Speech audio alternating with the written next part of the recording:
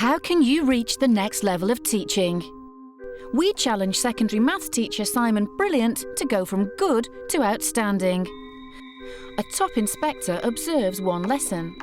Two experts fine-tune his practice and beef up his presentation. He then gets 2 weeks to take on the advice before the inspector comes back for the final verdict. And this has actually been a far greater challenge than I thought it was going to be. I thought it would just be a doddle.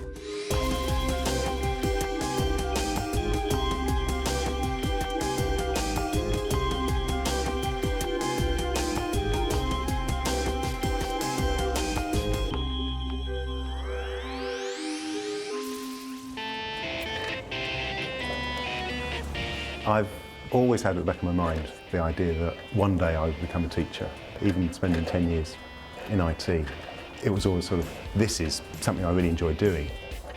Simon Brilliant is in his second year as a maths teacher at Hornsey School for Girls in North London.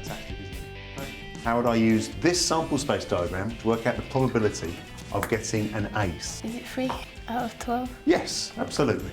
To see young people getting a new concept and understanding it and actually seeing them learn is really, really quite enjoyable. 3 out of 12. What does that reduce down to, though? A quarter. The school rates his teaching as good, but head of maths James Crowther thinks there's room for improvement. Simon's got the capacity to be an outstanding teacher. His strengths are about his love for the subject and he wants students to do well. What he does need to do is to vary his approach sometimes. What's the probability of getting a picture card and a green counter? Some of the work can be quite boring and then you're thinking, well, I can't really be bothered to do this, so you just rush it and get most questions wrong. So once again, it's 3 possibilities out of 12.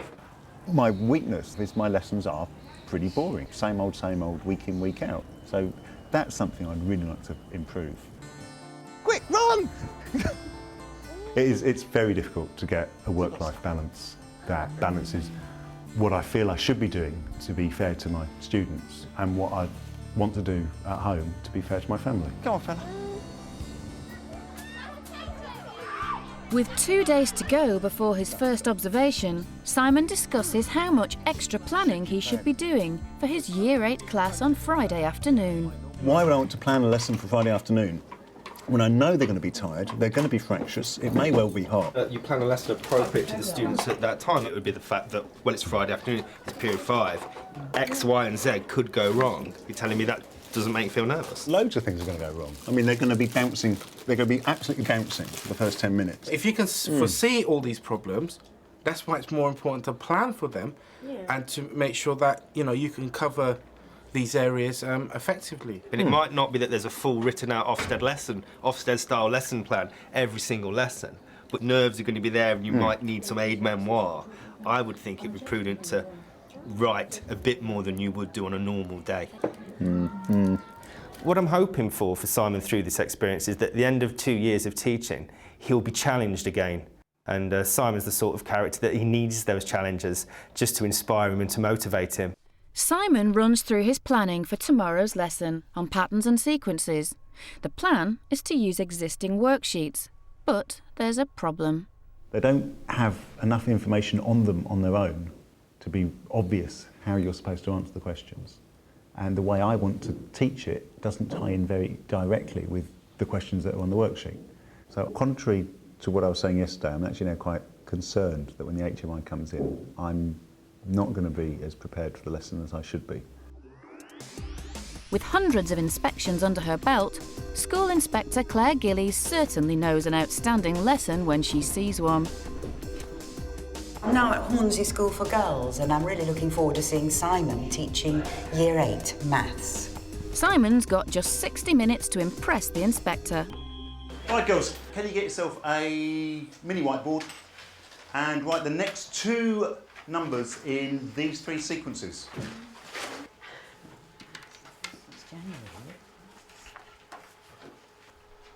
Right, we've done that. Hold them up. Now. Yes, do it so I can see it. Show you the year. OK, excellent. Now that was easy, yeah? How about, though, when we do something like this? I want you to draw, wipe your boards clean, I want you to draw the next 2 sequences in this sequence. The key things that you are looking for when you observe a lesson are the children learning? Are the children absorbed? Are they all keen to do their best? Are they all listening to what the teacher is talking about? Do you get the feeling they want to join in? And we can actually see that the results of that are here. This is the term-to-term rule. What we're going to work out today is now the position-to-term rule. I've simply written the same thing, it's a mapping diagram, but I've now written it across the board. Because he uses the whiteboard and the interactive board a lot, instead of just him teaching, he could call us up more to get more involved in the lesson, and the people that are like daydreaming in the lesson, he could call them up to help on the board and stuff. The squares and pentagons, you've all been given things like this with mappings on, which is the first thing we looked at. I don't want you to draw mapping diagrams. I want you to draw position-to-term diagrams. I want you to draw tables like this to work out the general rule for each of these mappings. So do not draw the mapping like they've got here. Imagine it's turned sideways. So draw it like this, not like this. Is that clear what you need to do? What have we got? What's going to be the bottom line? Perhaps we should think about that, shouldn't we? What's the sort of equivalent to the term on here? Yep. Unlikely you'd be buying tires for 12 cars, I must admit, but even so. Yeah, you need to work out the general rule. But what you could do, which is what I want you to do, is draw a table like this for each of these, yeah, in your book. How did you do that, Steve? I didn't get it. The third one with the triangles. We use sheets every lesson, and sometimes they're confusing, but he does help us a lot if you don't understand it. I think we've pretty much done for today. We've done working from term to term, what to add on each time, and we've worked from position to term. I know. Oh my gosh. That's why I do it. I'll start with one, so... Oh, they sat there. Right. What I liked best about the class was probably when we started playing a game, because then we finished the work and it's like an easy way to end the lesson. So, how did Simon do? Thank you very much for letting me share that lesson. Tell me how you think it went sort of as a whole, as the sequence. Did they get the message? The fact that they actually did concentrate on the work and understand it, and maybe I simplified it a bit too much, but they got it in a way that I was really quite pleased about. If I look for the sort of strengths of the lesson, it was a relaxed manner. You know, clearly they were sort of getting on with it, so you've obviously established that sort of rapport with them. But in terms of how much maths did they actually really learn and master, I don't think it was a lot. When you did your little starter, you were using colours, weren't you, when you were adding on? And I thought it was tough they didn't have the colours to sort of make it easier for them. Do you know what I mean? Yeah, or even if they had little sticks themselves. Well, I think you've probably hit the nail on the head, that perhaps we needed to be a bit more practical in several elements of the lesson. The diagram number 1, 2, 3, 4, I was thinking, did they have a clue why we were doing this in terms of actually its application in real life? I mean, one girl said to me, how many spare tires do you have in a car? I thought it was really interesting.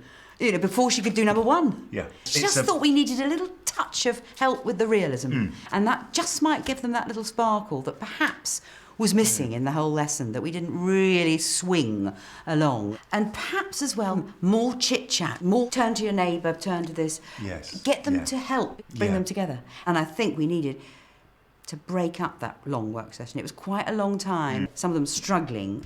We could have just all come together again and compared where we got to and who was in a muddle and who wasn't. It would have broken it up for us. Yes. We actually did have a few minutes to kill, didn't we, when we did Father's Biz. There was more sort of smiles and sense of enjoyment during that little session.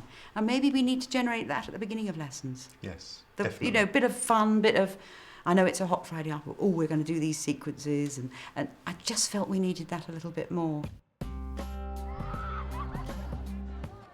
I think I've got very lackadaisical with my planning, that I've gone, yes, I know what I'm doing and I can present information in a generally acceptable manner.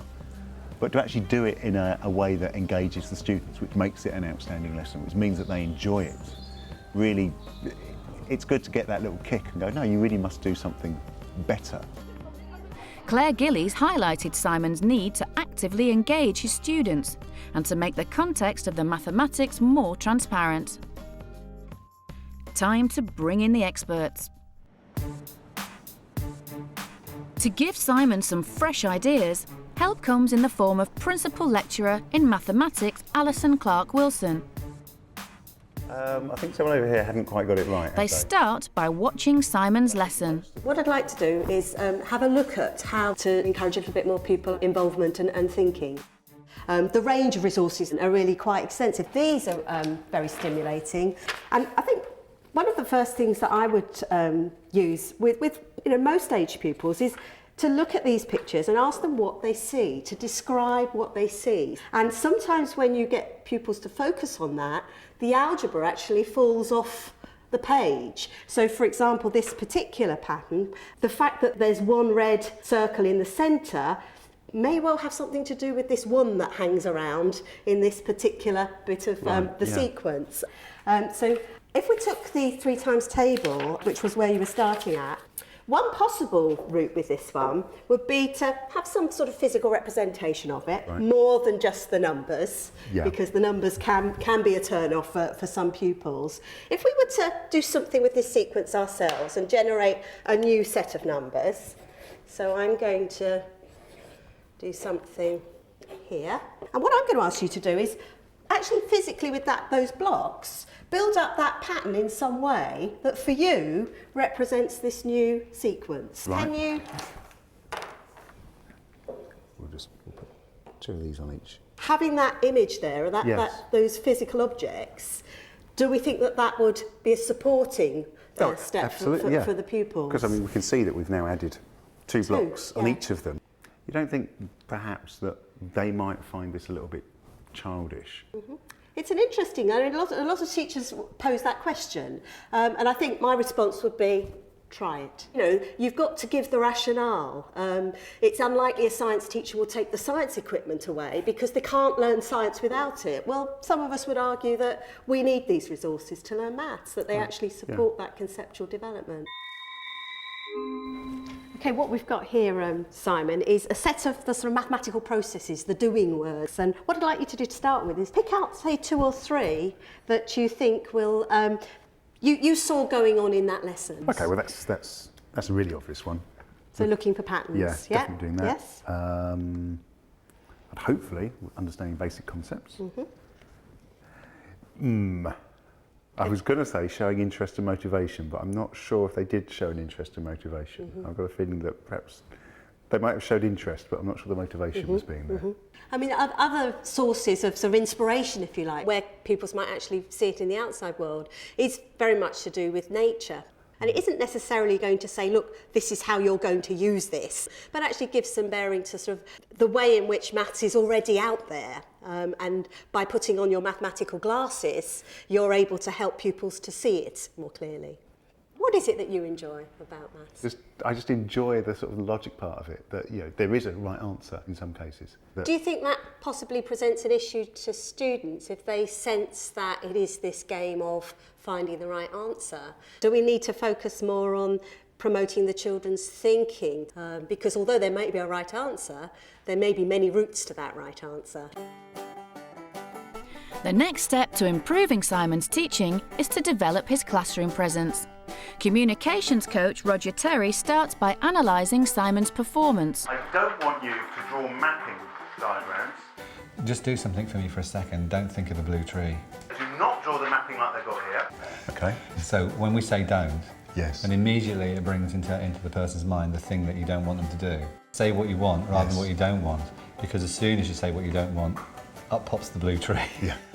Roger gives Simon an exercise to help him reflect on how he comes across in the classroom. We've got 3 positions on the floor. So the first position is you, and I'm just going to get you to stand here next to me and just take yourself back to that time when you're in the class. We'll just do that beginning piece. Take yourself back there and notice, how that was, what you were feeling like. I mean, I think even at the time, I was aware that I needed to slow it down. Yeah. That I was rushing through and giving them lots and lots of instructions. Yeah. What we want you to do is go and stand over in position 2. And again, just Pop your toes in the paper. And this is like stepping into somebody else's shoes and get a sense of what they'll be receiving from you at that point. Blah, blah, blah, blah, blah. Load of talk. OK, when you tell me I have to do something, when you tell me, then fine, I'll do that. Because at the moment, I'm not part of the class. I'm So still... they're not feeling part of the group. So we're going to move over here. So this is not you. This is the dispassionate observer, the fly on the wall.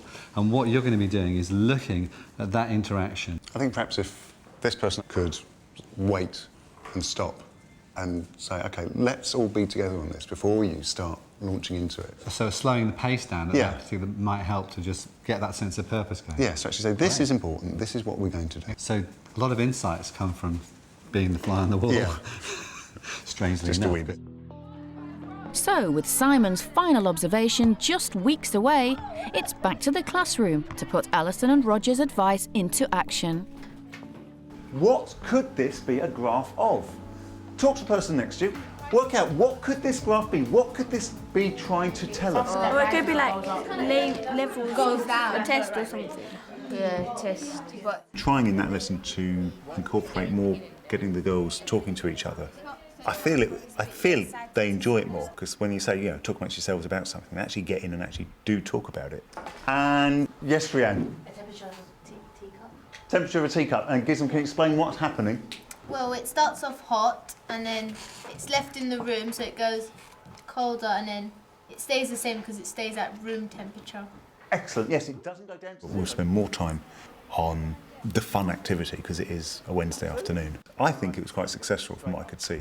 You should have these sheets on your tables. You've got 3 graphs. I want you to cut them out using scissors and stick them in your book. And then, as it says, find an appropriate time scale. So, been making a conscious effort to use what Roger said about not saying what not to do. So, as what we're saying is, this person started with a bar of chocolate. They're absolutely ravenous, and they've just gone. Can you see though? If we change this from seconds to minutes, it changes the entire way they've eaten it. And depends on how much chocolate it is. If it's a big one, then it will take much longer. If it was a huge cooking bar and it was in seconds, 50 seconds, how much of a pig is this person? A very big pig. Yeah. It's really hard work because every lesson takes so much more time to plan. You need to really use your imagination. How can I use these worksheets to get the objective of the lessons over and come up with some interesting activities? That takes half an hour for the boiling water to go down here. I don't know how to cook peas. Simon and Head of Department James watched that first lesson again. So I've noticed there was an awful amount of you there at the beginning. Yes, it would have been so much better, now that I've seen it, to go get the girls up, get them to do more of this, because I'm just talking far too much at them. I don't want you to draw mapping diagrams. I want you to draw position to term diagrams. It's really interesting because you can see yourself there saying, don't do this, not this, like this, back to here. And also you can see that you think you're being really clear. I'm being really clear. I'm saying don't do that, do it like this. And look, I've shown you how I want you to do it over here. So here it is, and here, but not like this. And I've even told you to just turn your sheet sideways so it looks like it. So now we're rotating as well as not doing this. See the point about the clarity of instruction. Taught the lesson, seen the lesson, had all your clinics and note there's things for you to develop. How does that make you feel? I'm actually quite shocked, I suppose, that I thought it was such a good lesson. Or at least, it was a moderately good one. And now seeing it with all this feedback, you just think, oh, I really do have quite a lot to do. There's quite a lot of work I can do to improve my lessons. With only a few days to go before Claire returns, Simon is struggling to keep the girls focused. If I substitute x is 0 into that equation, y equals 3x plus 4, what value of y do I get? Dear oh dear. Talk to the person next to you, see if you can work it out. If I put in x is 0 into this, what value of y do I get out? If x is 0, what does y equal? Everyone's gone to sleep. Hello, Simon. Hello, Alison. How you been getting on? Simon gets some last-minute tips from Alison. I'm only concerned that, are we actually sort of having fun? Yes. And losing sight of we should be learning some maths here. So thinking about how you're going to sort of focus them then? It's some sort of incentive. So, for example, gathering what they found out in the form of a poster, or doing, 2 minutes presentation to be something to try. Okay. Best of luck, Simon. Thanks for ringing. Okay, bye. Bye. When Claire comes back and observes my lessons again, she might not see a great deal of difference. I'm a little bit concerned that I haven't had enough time to sort of practice all the things that I wanted to practice. But we'll just go with that and see what happens. I'm going to cheat. I'm going to use exactly what Alison showed me. And we're going to be doing something, we're just going to be ripping that off. Basically, blatantly. So, sorry Alison, but that's life, eh? Claire Gillies is back for the final observation. With all the expert advice behind him now, will Simon have made the grade? Where's the What is a y-intercept? You did this last lesson. Yes, you did. Well, girls, we've got a straight line here, and I've got a y-axis here. So what possibly might a y-intercept be on a straight line?